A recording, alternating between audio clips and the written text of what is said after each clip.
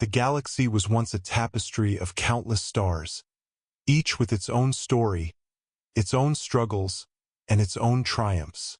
For millennia, the civilizations that dotted the cosmos lived in relative isolation, their reach limited by the vastness of space and the constraints of technology.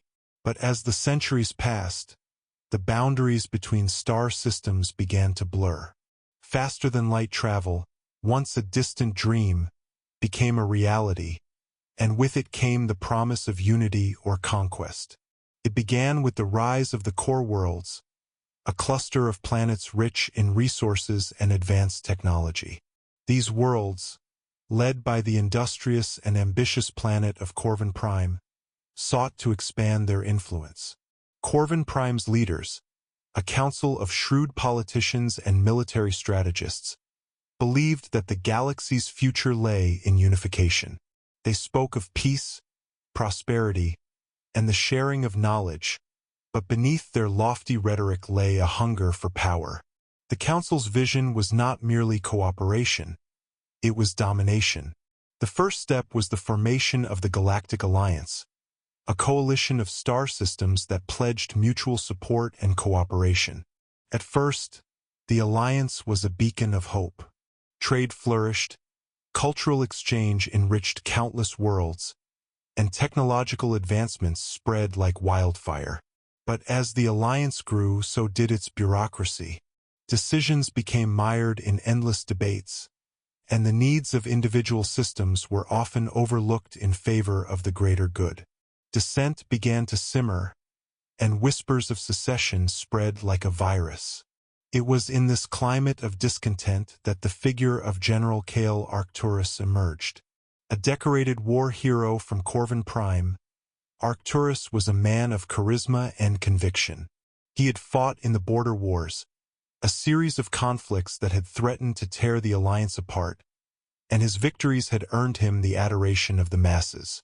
But Arcturus was not content with mere adoration. He saw the weaknesses of the alliance, the indecision, the corruption, the inability to act decisively, and he believed he had the solution. Arcturus began to gather followers, both within the military and among the civilian population. He spoke of a new order, a galactic empire that would bring stability and strength to the galaxy. His words resonated with those who had grown disillusioned with the alliance, and his vision of a united galaxy under strong leadership began to take root. The Council of Corvin Prime, wary of his growing influence, attempted to silence him, but their efforts only fueled his rise. The tipping point came with the Battle of Cygnus V, a skirmish on the fringes of Alliance space. A rogue faction, seeking independence from the Alliance, had taken control of the planet and its valuable resources. The Council, paralyzed by indecision, delayed sending reinforcements. Arcturus, acting on his own authority, led a fleet to Cygnus V and crushed the rebellion in a matter of days. His victory was celebrated across the galaxy, and his defiance of the Council was seen as an act of heroism. Emboldened by his success, Arcturus made his move. In a dramatic speech broadcast to every corner of the Alliance, he declared the formation of the Galactic Empire. He promised an end to the corruption and inefficiency of the old order and vowed to bring peace and prosperity to all who pledged their loyalty. The response was overwhelming. System after system declared their allegiance to the Empire, and those that resisted were swiftly brought to heel. The Council of Corvin Prime, realizing too late the threat Arcturus posed, attempted to rally their remaining allies. But the tide had turned. The Empire's military, bolstered by defectors from the Alliance, was unstoppable.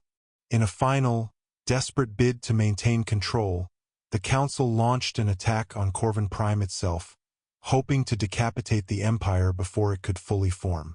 The battle was fierce, but the outcome was inevitable. Arcturus, leading from the front, emerged victorious. The Council was dissolved, and Corvin Prime became the capital of the Galactic Empire. With the fall of the Alliance, the galaxy entered a new era. Arcturus, now Emperor Arcturus I, set about consolidating his power. He established a centralized government with himself at its head, and implemented a series of reforms designed to strengthen the empire. The military was expanded, infrastructure projects connected distant star systems, and a new legal code brought uniformity to the galaxy. But these changes came at a cost. Dissent was not tolerated, and those who opposed the emperor's rule were swiftly dealt with. The Imperial Security Bureau, a shadowy organization tasked with maintaining order, became a symbol of fear. Yet, for all its flaws, the empire brought stability. The chaos and infighting that had plagued the alliance were replaced by a sense of unity.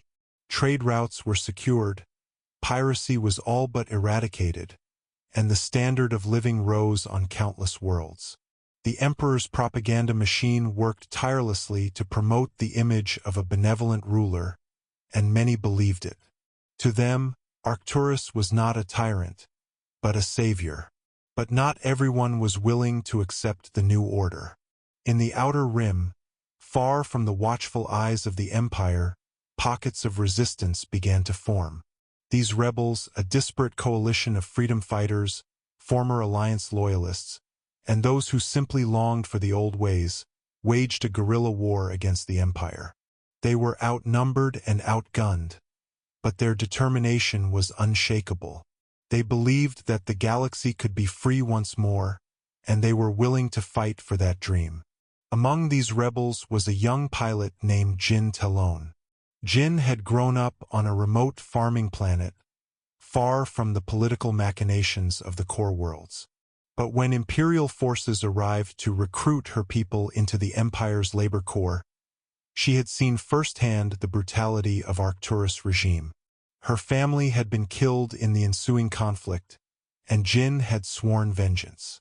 She joined the rebellion, quickly rising through the ranks thanks to her skill and determination. To her, the fight was personal.